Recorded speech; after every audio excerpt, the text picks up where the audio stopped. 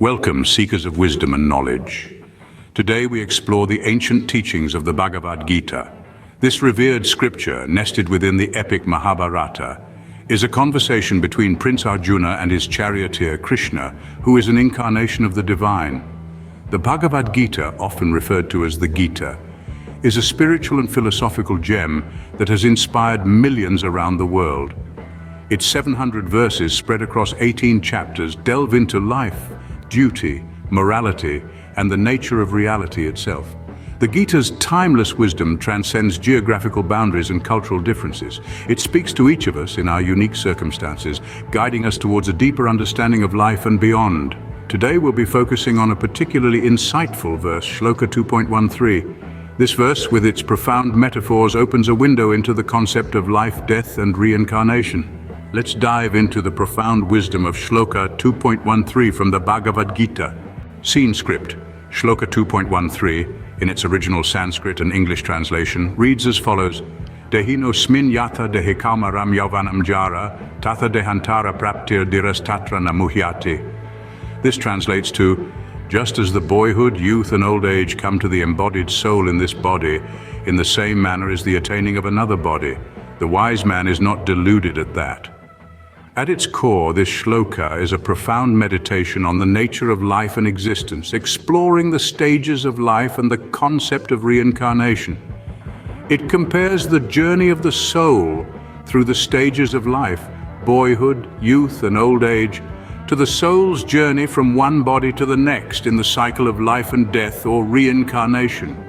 The shloka suggests that just as we naturally and inevitably transition from boyhood to youth to old age, so too does the soul naturally and inevitably transition from one body to the next. This is a fundamental aspect of existence, a part of the great cosmic cycle that all life is a part of. But what sets the wise man apart, according to this shloka, is that he is not deluded by this process. He understands and accepts the transitory nature of life and the eternal nature of the soul. He sees beyond the physical body and recognizes the immortal soul within, unscathed by the vicissitudes of life and untouched by the passage of time. The wisdom of this shloka lies in its metaphorical meanings and implications. It prompts us to question our understanding of life and death, of the eternal and the ephemeral, and to seek a deeper, more profound understanding of our existence. So as we delve deeper into this shloka, let's keep an open mind and a keen spirit of inquiry. Let's seek to understand not just the words, but the wisdom they convey, the truths they point to, and the insights they offer into the mysteries of life and existence. The wisdom of this shloka lies in its metaphorical meanings and implications. The stages of life and the concept of reincarnation are beautifully encapsulated in this shloka. Picture life as a grand play, where each of us are actors donning various roles. Just as we change our costumes from scene to scene, the soul changes its physical form from one life to another. This is the metaphorical crux of the shloka. The shloka illustrates the progression of life, comparing it to the journey of an embodied soul through boyhood, youth, and old age. Each stage is a different costume, a different role that the soul plays in the grand drama of existence. This transition from one stage to another is natural, inevitable, and continuous, just like the cycle of day and night. Yet despite these constant changes, the soul remains unchanged, untouched. It's like a diamond that remains brilliant, no matter how the light refracts through its many facets. This is the essence of the self, the Atman, the eternal soul that the shloka speaks of. Now let's explore why a wise person is not deluded by this process. The wise, as referred to in the shloka, are those who have realized the true nature of the self. They understand that the physical body is merely a vehicle, a vessel for the soul. They see beyond the transitory phases of life, recognizing the eternal soul that resides within. They are not deluded by the physical changes, the ups and downs of life. Instead, they remain anchored in the awareness of the soul's immortality. This realization brings a profound sense of peace and acceptance. It helps one navigate the turbulent waters of life with grace and equanimity. It fosters detachment from the transient and attachment to the eternal. Understanding this metaphorical interpretation of the shloka can lead us to a deeper appreciation of life's cyclical nature and our role within it.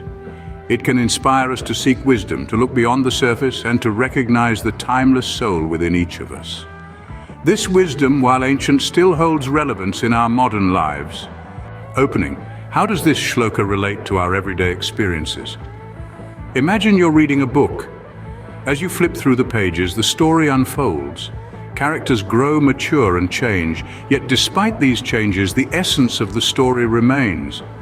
Similarly, our lives are like books, with each stage, childhood, youth, and old age, being a different chapter. The body changes just like the characters, but the soul, the essence, remains consistent. Think of it like an actor playing different roles in various movies.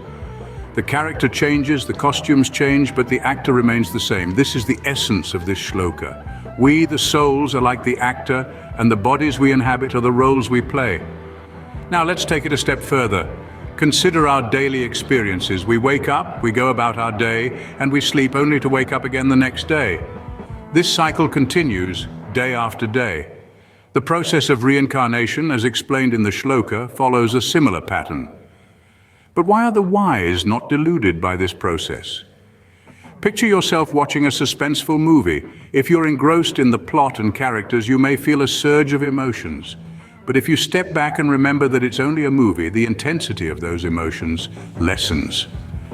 The wise, in the context of this shloka, are those who remember that they are the observer, not the character.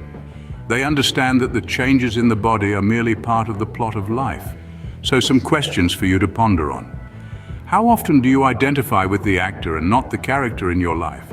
How can this perspective shift impact your approach to life's challenges and victories? Closing. Contemplating on these reflections can deepen our understanding of life and existence. The philosophical depth of the Bhagavad Gita is truly astounding. This ancient text, in its eloquent simplicity, presents profound truths that resonate with the human condition. Shloka 2.13, for instance, speaks to the universal experience of change and transformation. It illustrates life as a series of stages, childhood, youth, and old age, hinting at the transient nature of our physical existence. However, the shloka also introduces the concept of the eternal soul, the embodied one, that remains unchanged amidst these transitions. This wisdom, as the shloka tells us, is known to the wise. They are not deluded by the superficial changes of the body, but understand the deeper, unchanging reality of the self. Such teachings hold a mirror to our own lives, prompting us to question, to reflect, and to seek the wisdom that lies beyond the visible. The Bhagavad Gita's teachings transcend cultural and temporal boundaries. As we conclude our exploration of Shloka 2.13, let's recall our journey. We began with the literal translation of this profound verse from the Bhagavad Gita, touching upon the stages of life and the concept of reincarnation. We then delved into the metaphoric wisdom hidden within the words, emphasizing how the wise are not deluded by the transition from one body to another. We related this ancient wisdom to our everyday experiences, encouraging you to reflect on your own life and perspectives. We also touched upon the deeper philosophical aspects, reminding ourselves of the universality of these teachings. Let this exploration not end here. I encourage you to explore the wisdom of Shloka 2.13 further in your own time, in your own way. Reflect upon it, ponder its relevance in your life, and see how it resonates with you. May the wisdom of the Bhagavad Gita illuminate your path. Share your thoughts and experiences related to this shloka. Until our next journey into wisdom, farewell.